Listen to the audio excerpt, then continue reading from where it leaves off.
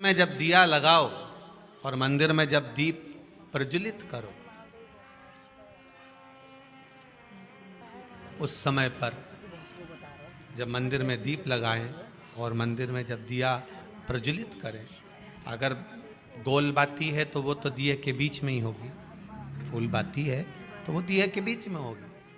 और मान लो अगर लंबी बाती लेकर गए हो, लंबी बाती को लेकर पहुंचे हो, तो अगर दीप लगा रहे हो, कामना रखकर लगा रहे हो कि मेरी ये कामना है, तो वो दीप का बाती का मुख अपनी ओर रखना, पर कोई कामना नहीं। हम भगवान को केवल इसलिए रिझा रहे हैं कि मेरा भोलेनाथ मेरा भंडार भरे और मेरे घर में सुख समृद्धि दे। तो दीप की बाती का मुख भगवान की ओर होना चाहिए कि हमने तेरे भरोसे पर छोड़ दिया। अब हम किसी से नहीं पूछेंगे कि हमें क्या करना है, ये दीप की जो बाती का मुख है वो आपकी ओर है। अर्थात मेरा जो जीवन है, मेरा जो संपूर्ण परिवार है, मेरा जो कुटुंब है, मेरा जो कबीला है, मैं जिस घर में निवास करती हूँ, मैं जिस घर में रहता हूँ, उस घर का संपूर्ण कारभार सब तुम्हारे भरोसे पर है। तो बाती का मुख कहाँ हो गया? भगवान की ओर हो गया। बाती का मुख फिर भगवान की ओर। पर ज्यादातर लोग दिया जो लगाते हैं ना, वो अपनी ओर बाती करके ही लगाते हैं। मतलब इनकी कामना चलती ही रहती है 24 घंटे।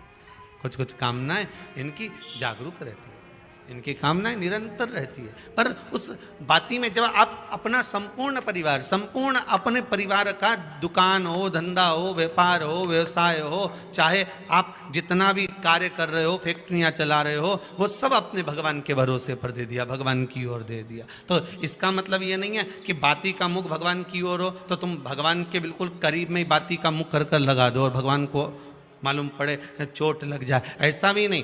जब भी दिया लगता है, आप बहुत ध्यान देना महाराज, अगर भगवान जिस स्थान पर बैठे हुए हैं, अगर दिया हमको रखना है, भगवान जहाँ विराजमान है, दीप जब भी रखा जाता है भगवान के सामने, तो अपन जहाँ विराजमान है उससे भगवान और अपने बीच में कम से कम 2 बीता की दूरी तो होना ही चाहिए, जिससे भगवान को भी चोट ना लगे, भगवान को भी घात ना लगे। तुलसी महारानी को जो दिया लगाया जाता है वो तुलसा महारानी से दूर लगाना चाहिए। तुलसी के क्यारे में दीप लगाने का प्रमाण नहीं है कि तुम तुलसी के क्यारे के अंदर दिया लगाओ। पहले तो ऐसा नियम था कि तुलसी का जो क्यारा बनता था उसमें एक नीचे अलग से दिया रखने की जगह बनती थी, तो उसमें दिया रख दिया जाता था। आज के ज़माने में इतनी जगह ही नहीं कि वह में रखो, तो लोग वो कुंडा में धर के आ जाए। अब वो कुंडी में रख के आए, मालूम पड़े तुलसी महारानी का पत्ता मुरझा जाता है, तुलसा महारानी भी ऐसी मूर्छित हो जाती है, तुलसा महारानी भी चारों तरफ से वो दिए की लो से जल जाती है। ऐसा दीप लगाने का कोई फायदा नहीं, ऐसे दीप की कोई महत्वता नहीं है। किसी को कष्ट देकर, किसी को परेशान कर कर, देवता हो चाहे आप हो, आप किसी को कष्ट देकर, किसी को परेशान कर कर अगर भजन कर रहे हो तो उसका कोई सुख नहीं है हमारा, उसका कोई आनंद नहीं है।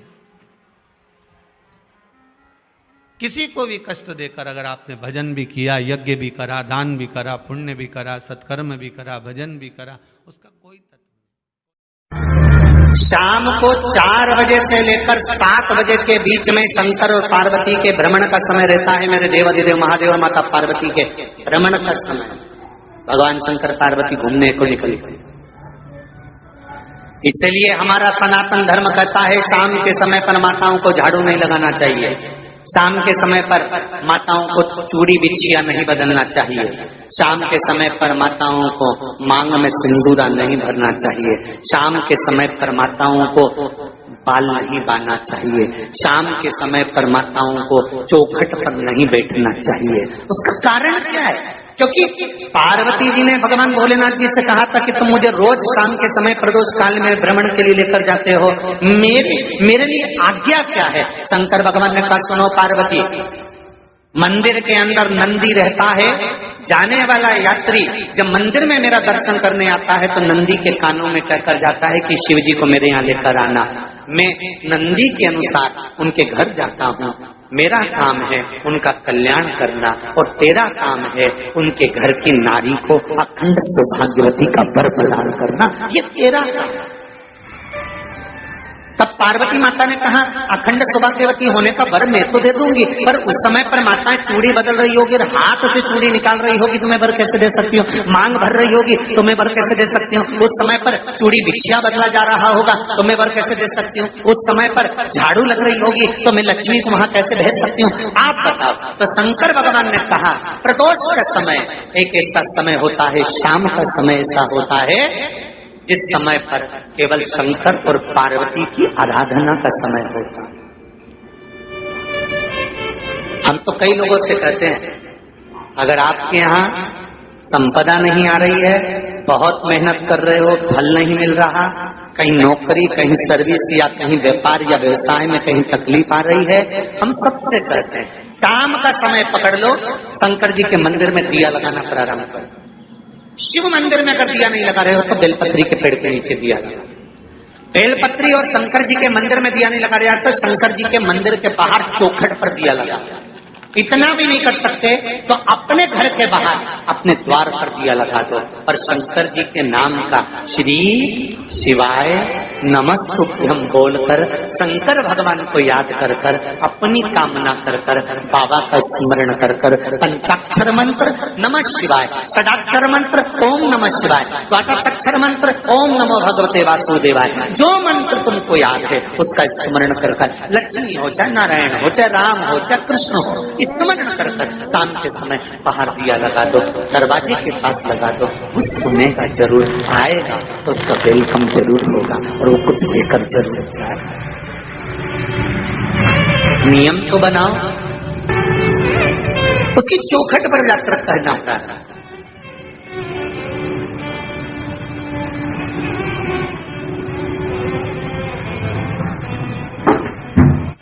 बृहस्पति महाराज ने कहा कि शाम का समय जो प्रदोष का समय होता है उस समय पर इंद्रदेव तुम शंकर जी की आराधना करो। शिव आराधना से शंकर जी जो मार्ग प्रशस्त करेंगे, शिव आराधना से जो शंकर जी कहेंगे वो तुम करना, ठीक है। आराधना करी बाबा भोलेनाथ जी।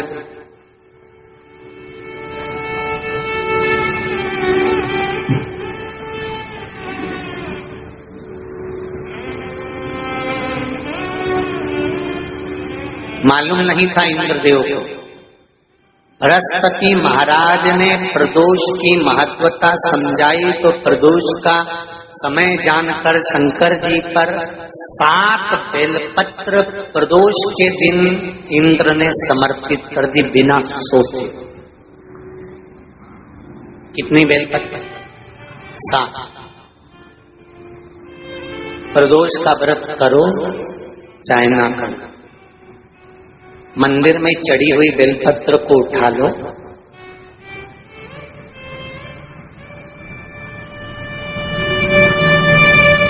बेलपत्र का ब्रह्म कमल बना लो,